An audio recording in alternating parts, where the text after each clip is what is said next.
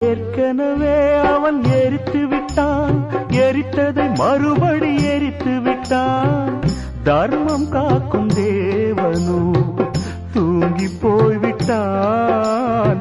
வாழ்க்கை எதுவென்று புரியவில்லை, வாய்விட்டு அழவும் வசதி இல்லை.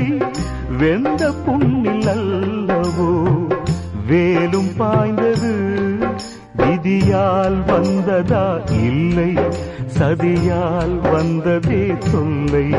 விதியால் வந்ததா இல்லை, சதியால் வந்ததே தொல்லை.